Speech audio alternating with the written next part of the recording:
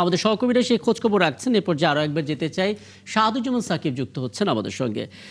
শাহাদুজ্জামান সাকিব, আপনার মাধ্যমে একটু প্রতিক্রিয়াগুলো জানতে চাই।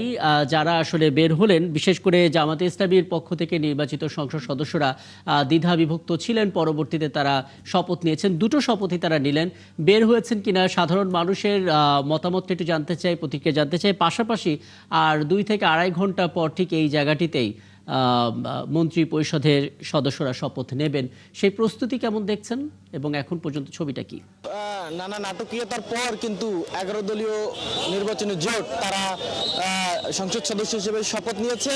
এর আগে কিন্তু একটি বিষয় সামাজিক যোগাযোগ মাধ্যমে ভাসছিল যে শুরুতে জামায়াতে ইসলামী এবং পরে জাতীয় নাগরিক পার্টি তারা শপথ নেবে কিনা সেটি নিয়ে দ্বিধাদ্বন্দ্ব ছিল।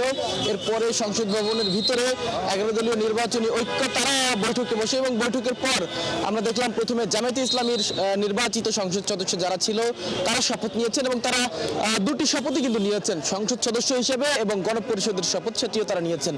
এর প্রায় ঘণ্টাখানেক পর আমরা দেখলাম কিছুক্ষণ আগেই জাতীয় নাগরিক পার্টির যে 6 জন নির্বাচিত সংসদ সদস্য তারাও কিন্তু শপথ নিয়েছেন এবং তারাও জামায়াতে ইসলামীর মতো তারাও দুটি শপথই গ্রহণ করেছেন। তবে আরেকটি বিষয় জানিয়ে রাখি, 11 দলীয় নির্বাচনী ঐক্যের সংসদ সদস্যরা বিকেলে যে মন্ত্রী পরিষদের শপথ অনুষ্ঠিত হবে তারা সেই সভায় উপস্থিত না থাকবার সিদ্ধান্ত জানিয়েছেন। এখন পর্যন্ত আমরা যে 2-1 সংসদ সদস্য বাইরে বের হয়েছে তাদের সঙ্গে কথা বলেছি, তারা বলছিলেন যে যেহেতু বিএনপি গণপরিষদের শপথ বা সংবিধান সংস্কার পরিষদের যে শপথ সেটি গ্রহণ করেনি এবং না করার সিদ্ধান্ত নিয়েছে, কাজেই তার প্রতিবাদ স্বরূপ তারা বিকেলের যে মন্ত্রী পরিষদ সভার শপথ অনুষ্ঠান সেখানে তারা উপস্থিত থাকবেন না। এবং জাতীয় নাগরিক পার্টির সদস্য সচিব আক্তার হোসেন তিনি কিন্তু ফেসবুকেও সেটি ইতিমধ্যেই জানিয়েছেন যে জাতীয় নাগরিক পার্টি বিকেলে মন্ত্রী পরিষদ সদস্যদের যে শপথ অনুষ্ঠান সেখানে তারা উপস্থিত থাকবেন না।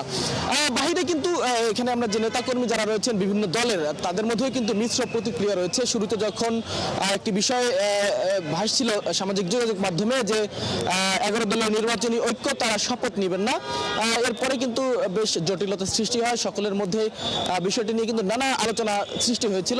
এরপরে তারা শপথ নিয়েছেন, শপথ নেবার পর অনেকের মধ্যে আমরা স্বস্তি লক্ষ্য করেছি। তারা বলছেন যে অবশেষে যেহেতু সকল সংসদ সদস্য শপথ নিয়েছেন সুতরাং আগামীতে সংসদ একটি প্রাণবন্ত সংসদ হবে এবং আগামীতে দেশ পরিচালনার ক্ষেত্রে খুব বেশি বিশৃঙ্খলা বা সমস্যা হবে না এমনটাই তারা বলছেন।